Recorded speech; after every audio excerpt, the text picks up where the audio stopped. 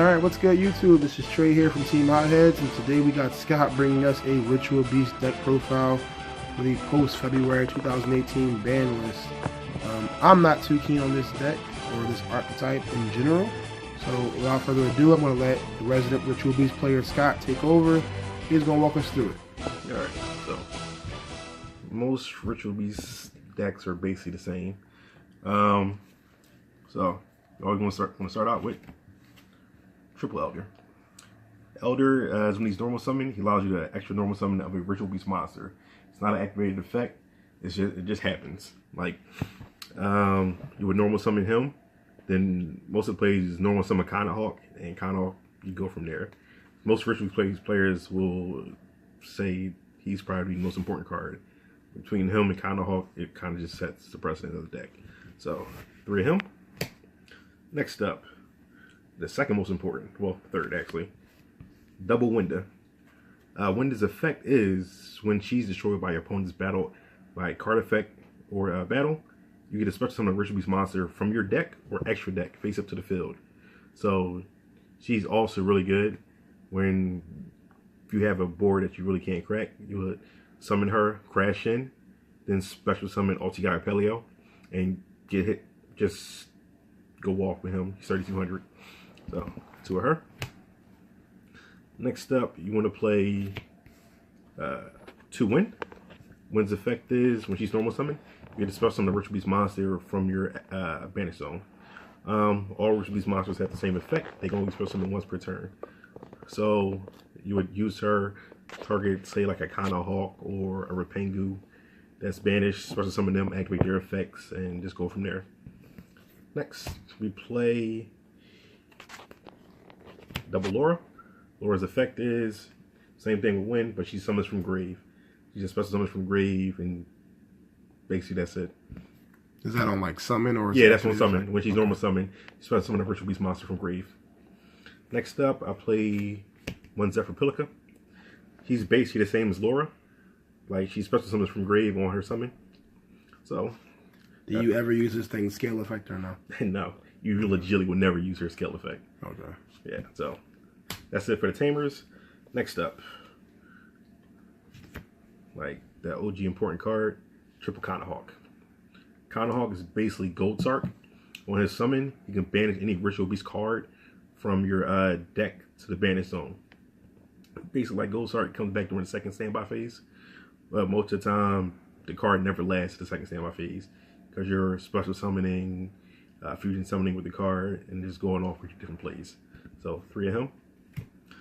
Next up, play Triple Rapengu. Rapengu is like Hawk, but he banishes from the extra deck. So you'll summon Rapengu. Rapengu's effect, banish a Ritual Beast monster from your extra deck, and you have to send the same type from your extra deck to the graveyard. So most of the extra decks basically the same. You got Psychic, Pyro, and Aqua.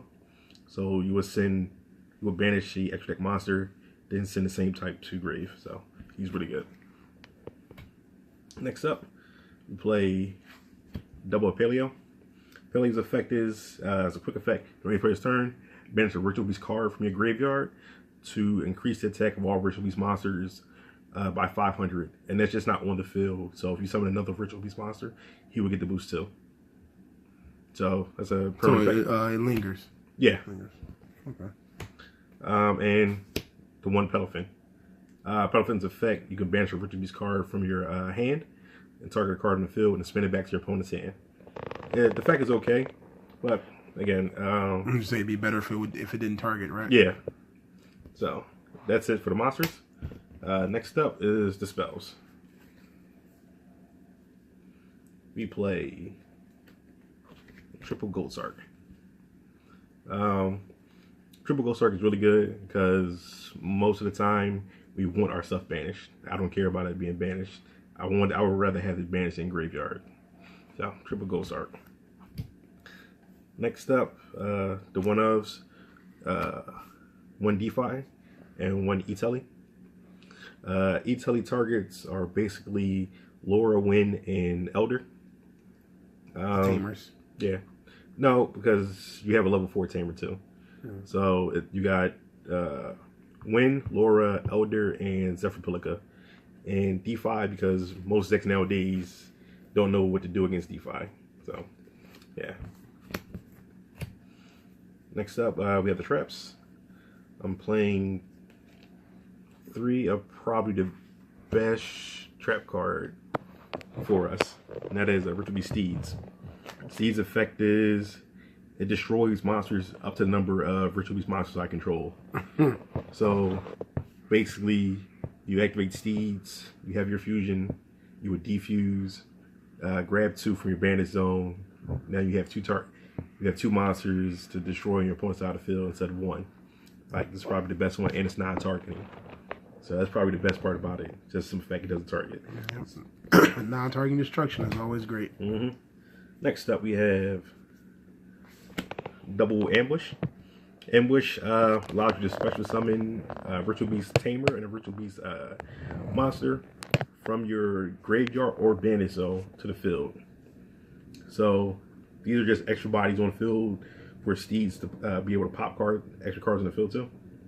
So you would defuse, chain, ambush, and you get to pop 4 cards. So yeah, it's another needed card in this deck. Next up, I play 2 anti-spell fragrances.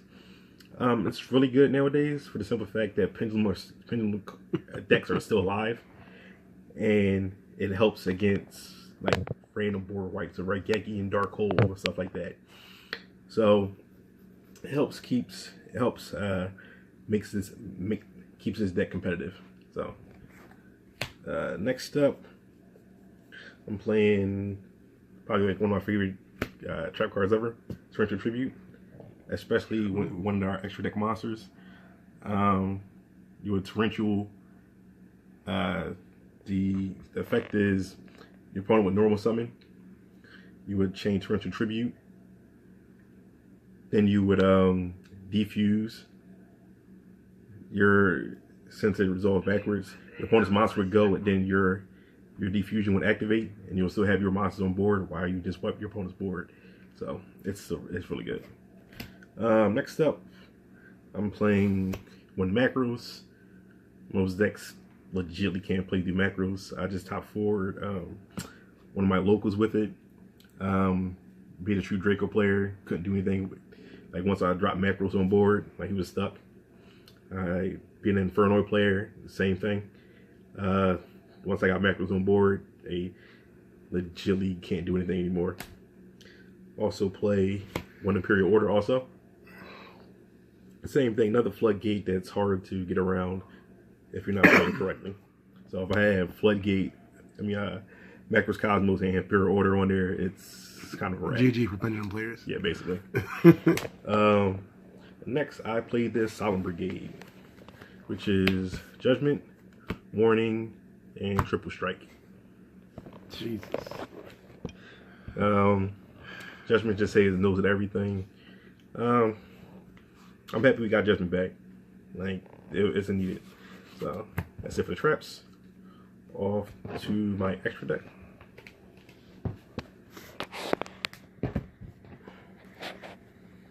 I'm playing, first off, my Link monsters. I'm playing double Ritual Beast Communal Falcos.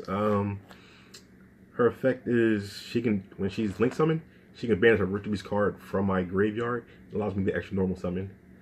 So that helps with more plays. And just like other Ritual Beast cards, she can defuse at any point in time during each player's turn. So they all tag out. Yeah, basically. So 2 of her. Now off to the fusions.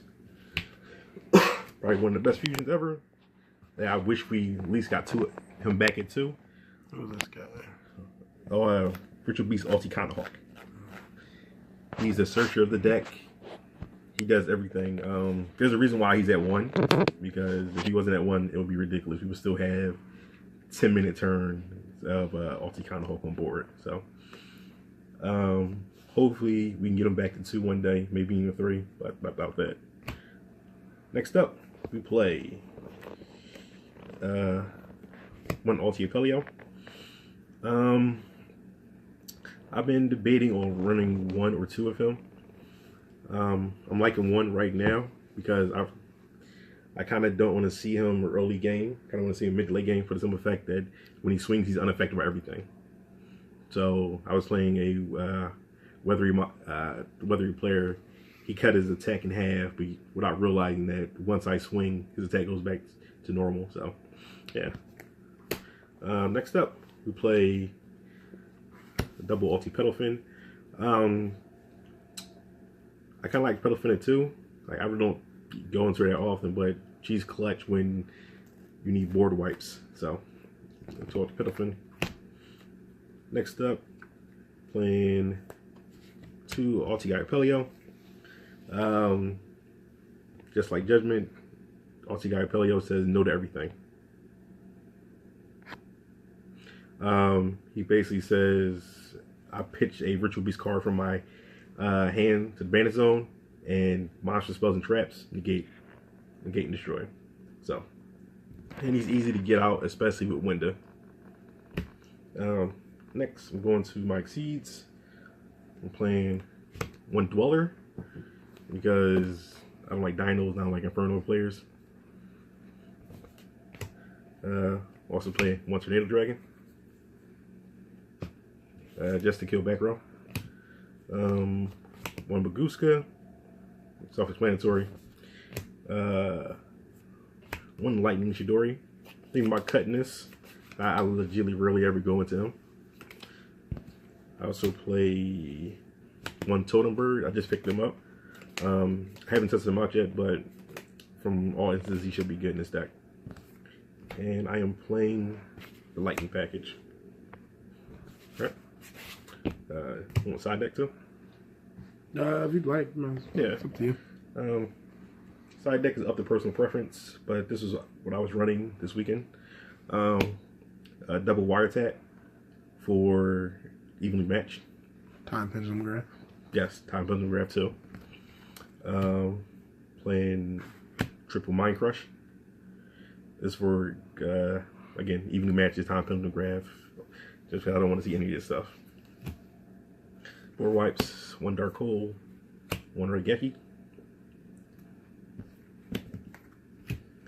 I'm playing a triple Twin Twister.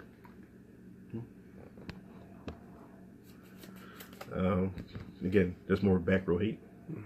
Pendulum Editions. Yeah. And I'm playing the Kaiju package. 1 Game of Sticky Strings and 1 Gandala and Interrupt the Kaiju Slumber. Does it really matter what these kaijus are or no? It doesn't, but I prefer the lower attack ones. So like most of my monsters can get over them and attack, get over them. He came in really clutch. My opponent had a masterpiece that was immune to traps and monsters, and I really couldn't do anything until I summoned him, just kaiju'd over him. So that was about it. I think the only thing I wasn't running in my main deck I think I took out was probably my Monster Reborn. I also played Monster Reborn in the main deck, so that's it. I love this deck. It's probably one of my favorite decks ever, and hopefully we can get some more support for it. Hopefully we can get Counter Hawk at least 2, and hopefully we can get Macros to 2 and DeFi to 2. Thank you, Axel, for a bit much, but thanks for the deck profile, Scott. This is Trey from Team Hothead signing out.